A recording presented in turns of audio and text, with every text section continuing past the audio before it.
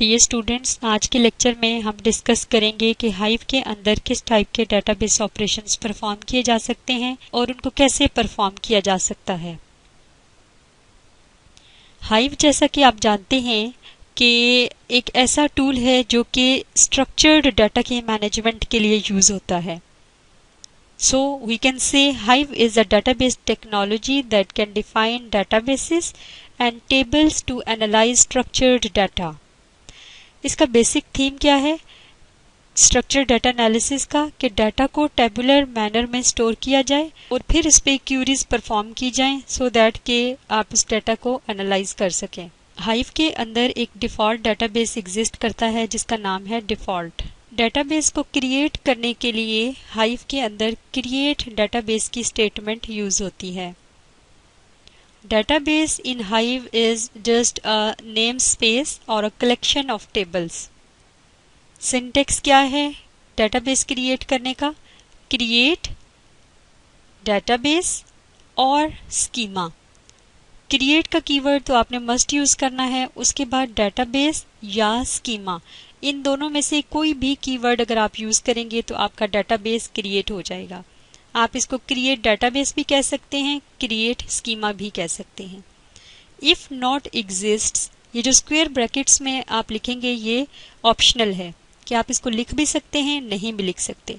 Database name, ये first time अगर आपका डेटाबेस एग्जिस्ट नहीं कर रहा तो उस केस में ये आपके लिए यूजफुल है कि वो एग्जिस्ट नहीं कर रहा तो इस नेम से आप उसको क्रिएट कर दें, अदरवाइज इसको इग्नोर कर दिया जाता है। The following query creates a database named user dB.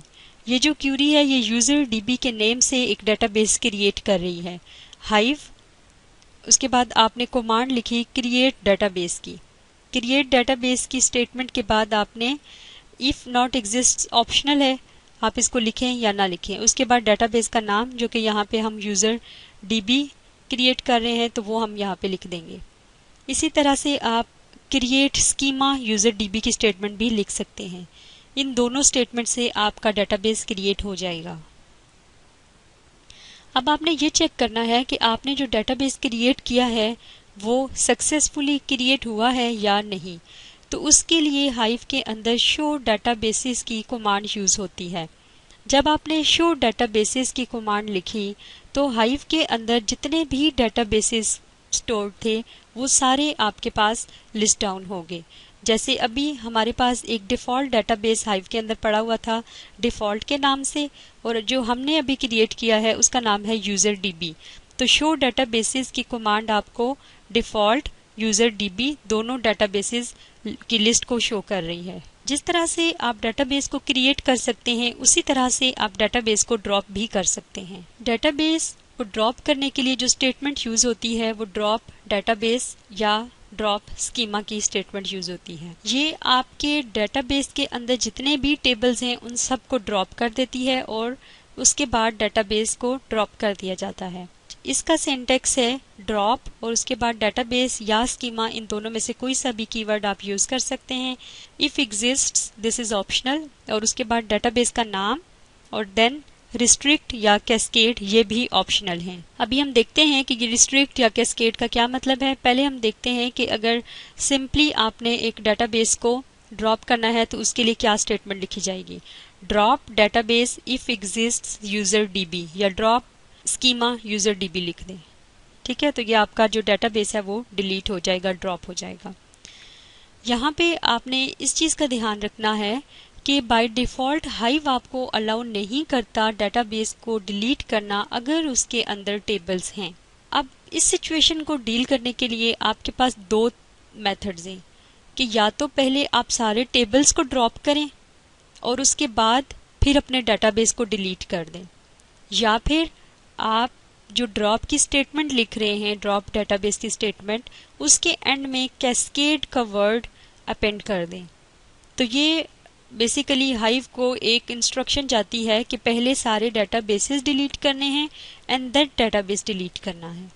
और ये जो दूसरा आपने कीवर्ड देखा था रिस्ट्रिक्ट का, वो अगर यूज किया जा रहा है कैस्केड की जगह तो उसका जो बिहेवियर है वो इक्विवेलेंट होगा डिफॉल्ट बिहेवियर के। डिफॉल्ट बिहेवियर क्या था कि पहले आपके टेबल्स डिलीट होने हैं और उसके बाद आपका डेटाबेस डिलीट होना है। when a database is dropped, its directory is also deleted. यहाँ पे एक क्यूरी के थ्रू आपको बताया गया है कि कैस्केड स्टेटमेंट के थ्रू आप डेटाबेस कैसे डिलीट करेंगे. Drop database if exists user DB cascade, या drop schema user DB cascade. तो इसका मतलब ये है कि पहले सारे टेबल्स डिलीट करने हैं और उसके बाद डेटाबेस को ड्रॉप कर देना है. और नीचे जो स्टेटमेंट दी हुई है ये स्कीमा के थ्रू उसको ड्रॉप कर रही है, ड्रॉप स्कीमा यूजर डीबी. पहले आपने देखा कि डेटाबेस को क्रिएट कैसे करना है और फिर डेटाबेस को ड्रॉप कैसे करना है. अब हम देखते हैं कि एक डेटाबेस के अंदर टेबल को कैसे क्रिएट किया जा सकता है. हाइव में टेबल क्रिएट करने के लिए क्रिएट टेबल की स्टेटमेंट यूज होती है. उसका सिंटैक्स है क्रिएट, उसके बाद स्क्वायर ब्रैकेट में टेम्पररी एक्सटर्नल टेबल. ये जो स्क्वायर ब्रैकेट्स में जितनी भी आपने स्टेटमेंट्स लिखी हुई हैं इसका मतलब है ये ऑप्शनल है. टेम्पररी का मतलब है कि ये आपका परमानेंट स्टोर नहीं होगा, ये एक टेम्पररी टेबल आप क्रिएट कर रहे हैं. और एक्सटर्नल जो टेबल होता है उसका मतलब ये है कि ये आप ये स्पेसिफाई कर रहे हो, हाइव को बता रहे हो कि जो हाइव है वो इसको ऑन नहीं कर रहा, ये डाटा कोई और एक्सटर्नल सोर्सेज भी यूज कर सकते हैं. और डेटाबेस का नाम कि किस डेटाबेस में, और फिर आपने बताना है कि कौन सा टेबल यानी कि किस नाम से आपने टेबल क्रिएट करना है. उसके बाद आपने कॉलम्स के नाम स्पेसिफाई करने हैं. Column name then data type, जैसे आपने कहा एज और उसके बाद डाटा टाइप आपने लिख दी इंट. और उसके बाद ये जो स्क्वायर ब्रैकेट में है ये ऑप्शनल है. इसमें आप बताते हो कि जो टेबल है, टेबल का जो कॉलम है उसकी डिस्क्रिप्शन बेसिकली साथ ऐड कर देते हो, उसको साथ कमेंट दे देते हो. जैसे आपने कहा ना कि सपोज आपके पास एक एम्प्लॉय का टेबल है तो आप सैलरी स्टोर करवा रहे हो, तो यहाँ पे आपने कॉलम का नाम रखा सैलरी, उसके बाद डाटा टाइप आपने इंट स्पेसिफाई कर दी और उसके बाद आपने कमेंट लिख के, कमेंट का कीवर्ड एज इट इज आपने लिखना है और उसके बाद आपने कॉलम अंडरस्कोर कमेंट की जगह आपने लिख देना है कि एम्प्लॉय सैलरी. तो उसके साथ बेसिकली आप जो है वो उस फील्ड की, उस कॉलम की डिस्क्रिप्शन ऐड कर रहे हैं. उसके बाद आपने comment table underscore comment, table को कमेंट देने का मतलब ये है कि आप एक किस्म का उस टेबल को टाइटल दे रहे हैं कि ये टेबल, जैसे आप अगर एम्प्लॉय की इंफॉर्मेशन स्टोर करवा रहे हैं तो उस टेबल का कमेंट में आप डाल दें कि एम्प्लॉयज इंफॉर्मेशन, एम्प्लॉय डिटेल. तो जिस तरीके से आप कॉलम्स को कमेंट दे सकते हैं उनके साथ कमेंट ऐड कर रहे हैं, सिमिलर वे में आप टेबल को भी कमेंट असाइन कर सकते हैं. उसके बाद आपने बताना है कि आपका जो रो फॉर्मेट है वो क्या है. अब ये जो रो फॉर्मेट है या नीचे जो स्टोर्ड एज फाइल फॉर्मेट आप मेंशन कर रहे हैं, इन चीज़ों को बताने की ज़रूरत इसलिए होती है क्योंकि आपका यहाँ पे स्ट्रक्चर्ड फॉर्म में टेबल क्रिएट नहीं होता, होती आपकी टेक्स्ट फाइल ही है. टेक्स्ट फाइल होती है और उसमें फिर आप बताते हो कि आपके फील्ड्स किस चीज़ से सेपरेट हो रहे हैं, आपकी रोज किस चीज़ से सेपरेट हो रही है. तो रो फॉर्मेट और फिर फाइल का फॉर्मेट कि किस फॉर्मेट में आपने ये टेबल स्टोर करवाना है. ये आगे हम एग्जाम्पल के थ्रू देखते हैं इसको. यहाँ पे सपोज एक टेबल क्रिएट करना है एम्प्लॉय का और ये आपके पास इंफॉर्मेशन है जो कि जिसमें आपके पास सीरियल नंबर तो वैसे आपको यहाँ पे दिखाया गया है, एक्चुअल जो इन्फॉर्मेशन है वो है field name and data type. तो ये जो चीज़ें हैं ये इनको यूज़ करते हुए टेबल एम्प्लॉय का क्रिएट करना है. और कमांड क्या यूज़ होगी, क्रिएट टेबल. यहाँ पे पहले बताया गया है कि ये जो एम्प्लॉय का टेबल क्रिएट होगा उसके ये जो कमेंट, रो फॉर्मेटेड फील्ड्स और field terminator, lines terminator, stored file type जो हैं ये किस तरह से यहाँ पे आपने स्पेसिफाई करने हैं. कमेंट का आपने कीवर्ड लिखा, कमेंट में बता दिया कि एम्प्लॉयज डिटेल्स हैं ये, ठीक है, यानी कि इस टेबल के अंदर आप एम्प्लॉयज की डिटेल्स ऐड कर रहे हैं. फिर आपने बताया कि जो फील्ड्स हैं उनको कैसे टर्मिनेट करना है. फील्ड्स के लिए आप फील्ड का कीवर्ड यूज करेंगे, फील्ड्स का. फील्ड्स के लिए आप फील्ड्स का कीवर्ड यूज करेंगे टर्मिनेटेड बाय आप \t, यानी कि आप टैब के साथ इसको सेपरेट कर रहे हैं, ये टैब डिलिमिटेड है. उसके बाद आप लाइंस को बता रहे हैं कि लाइंस को कैसे टर्मिनेट करना है \n न्यू लाइन के साथ. फिर बताया कि स्टोर्ड इन टेक्स्ट फाइल, इसको स्टोर करना है एज अ टेक्स्ट फाइल. तो ये उस टेबल के बारे में कुछ इन्फॉर्मेशन आपने स्पेसिफाई कर दी। अब ये जो क्यूरी है ये एम्प्लॉय के नाम से एक टेबल क्रिएट करेगी। Hive table if not exists employ, ठीक है, एम्प्लॉय का टेबल क्रिएट हो गया और उसके फील्ड स्पेसिफाई करने हैं। ई आईडी एम्प्लॉय आईडी, उसकी टाइप इंट है, कॉमा नेम का एक फील्ड क्रिएट करना है जिसकी टाइप स्ट्रिंग है। सैलरी की एक फील्ड क्रिएट करनी है जिसका टाइप स्ट्रिंग है। डेजिग्नेशन की एक फील्ड है जिसका टाइप है वो स्ट्रिंग है। और उसके बाद वो जो इन्फॉर्मेशन थी कि कमेंट एम्प्लॉयज डिटेल्स है, रो फॉर्मेटेड डिलिमिटेड, उसमें आपने बताया कि फील्ड्स को कैसे करना है, लाइंस को कैसे करना है, फाइल का फॉर्मेट क्या होगा, ये सारी चीज़ें उसके बाद आपने मेंशन कर देनी है। On successful creation of table you will get the following response. Okay, time taken this, ठीक है, 5.905 seconds. To view all tables, आप टेबल्स को व्यू करने के लिए शो टेबल्स की कमांड यूज करेंगे अगर आप सेम डेटाबेस के अंदर काम कर रहे हैं। अगर आप उस डेटाबेस में नहीं हैं, किसी और डेटाबेस में काम कर रहे हैं, तो किसी दूसरे डेटाबेस से के तमाम टेबल्स को व्यू करवाने के लिए शो टेबल्स इन और उसके बाद डेटाबेस का नाम आपने मेंशन करना है। तो ये आपके डेटाबेस के अंदर जितने भी टेबल्स होंगे उनको शो कर देगा। अब आपने टेबल तो क्रिएट कर लिया, अब उस टेबल के अंदर डाटा को आपने कैसे लोड करना है, कैसे इंसर्ट करना है। यहाँ पे आपने एक इम्पॉर्टेंट पॉइंट को नोट करना है कि जिस तरीके से आप एसक्यूएल के अंदर row level insertion, deletion and updation कर सकते हैं, वो हाइव के अंदर नहीं कर सकते। हाइव आपको अलाउ नहीं करता। क्यों नहीं करता? क्योंकि एसक्यूएल के अंदर आपके पास जो है वो डाटा बहुत थोड़ा होता है, स्मॉल साइज डाटा होता है, तो रो बाय रो इंसर्शन की जा सकती है।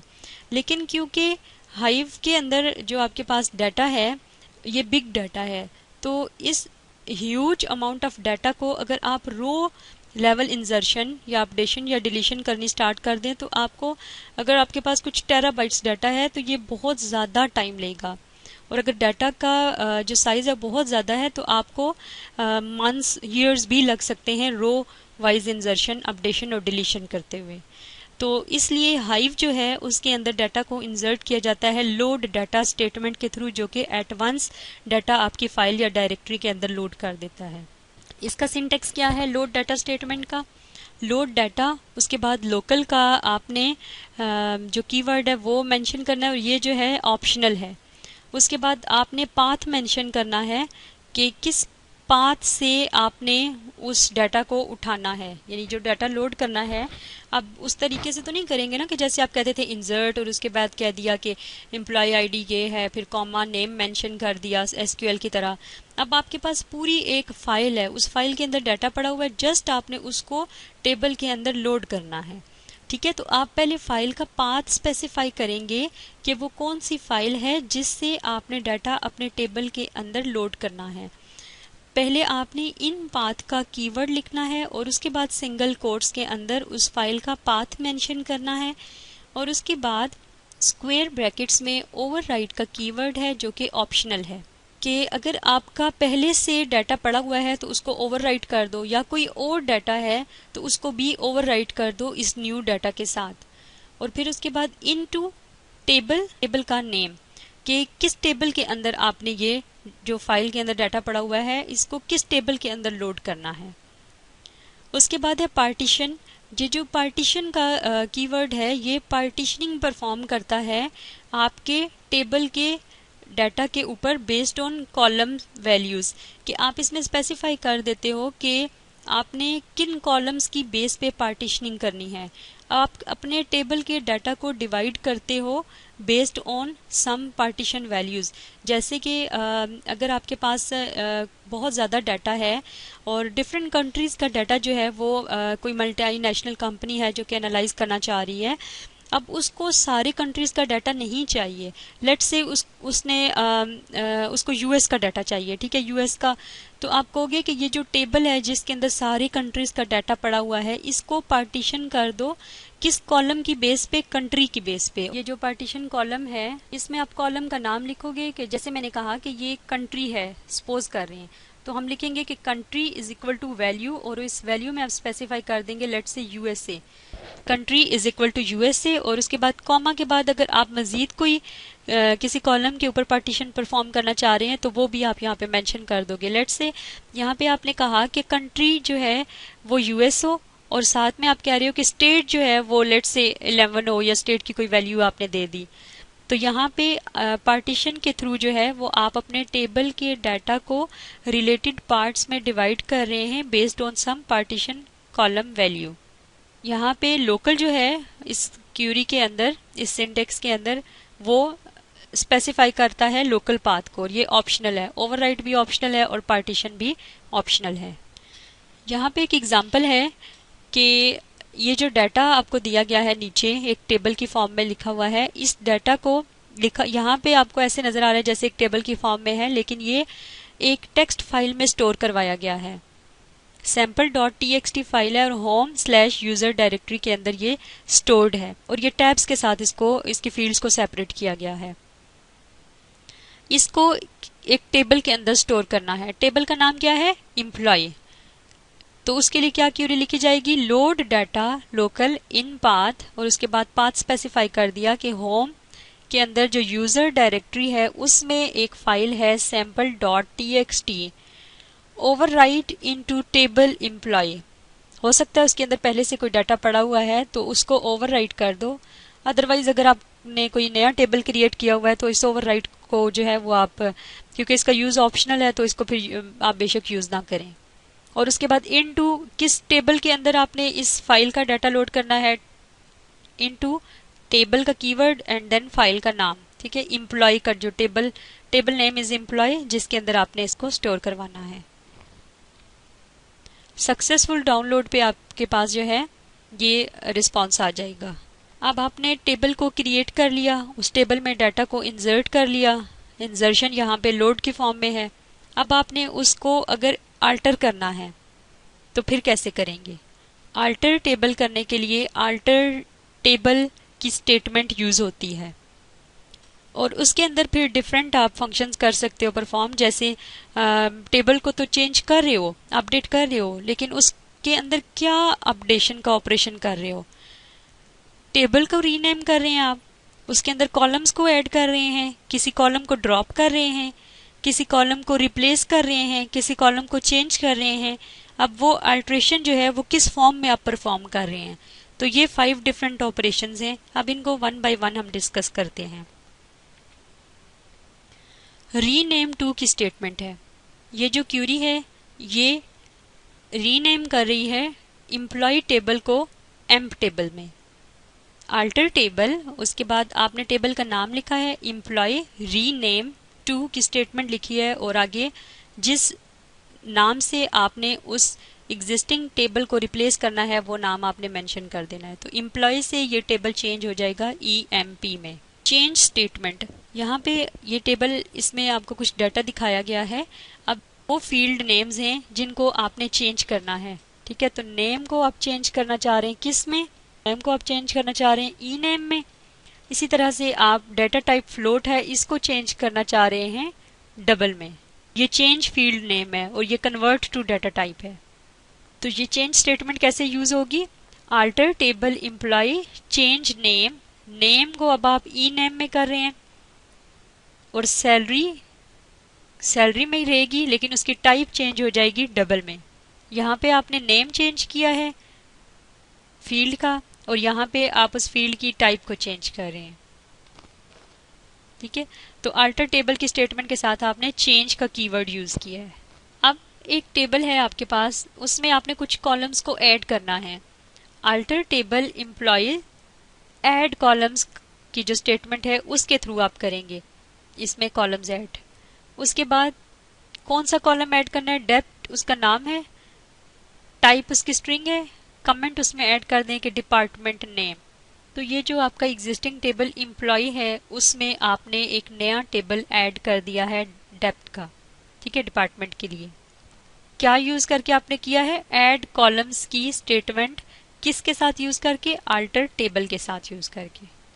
अब आपके पास एक एग्जिस्टिंग टेबल है, उसके अंदर डिफरेंट कॉलम्स हैं किसी कॉलम को आप रिप्लेस करना चाह रहे हैं किसी नए कॉलम के साथ, तो आप उसको कैसे करेंगे? Alter table employ replace columns. ये बेसिकली कॉलम्स को आप रीनेम कर रहे हैं। पहले आपने टेबल्स को रीनेम करना सीखा था, अब आप कॉलम्स को कैसे रिप्लेस कर सकते हैं, कॉलम्स को कैसे रीनेम कर सकते हैं। एम्प्लॉय टेबल के अंदर EID, एम्प्लॉय ID के नाम से एक एट्रीब्यूट था, एक फील्ड थी, उसको आपने रिप्लेस करना है किसमें? एम्प ID में। टाइप वही है लेकिन उसको आपने एम्प ID में चेंज करना है। इसी तरह से नेम फील्ड है, उसको आपने नेम में चेंज करना है, तो उसको आप रिप्लेस कॉलम्स के थ्रू चेंज कर सकते हैं। एक टेबल को ड्रॉप कैसे किया जा सकता है? ड्रॉप टेबल की कमांड के थ्रू। जब आप ये कमांड लिखेंगे तो आपका जो टेबल है, जितना भी डाटा है, मेटा डाटा है, वो सब आपके टेबल से ड्रॉप हो जाएगा। पूरे का पूरा table along with data, Meta data delete हो जाएगा। ड्रॉप टेबल इफ एग्जिस्ट्स और आगे आपने टेबल का नाम मेंशन कर देना है। यहाँ पे आपको एक क्यूरी दिखाई गई है कि एम्प्लॉय का टेबल है, अगर उसको आपने ड्रॉप करना है तो उसके लिए आप क्या क्यूरी लिखेंगे? Drop table if exists employ. तो ये आपके टेबल एम्प्लॉय और उसके डाटा और उसके मेटा डाटा को डिलीट कर देगी। So this is the end of Hive lecture. Thank you.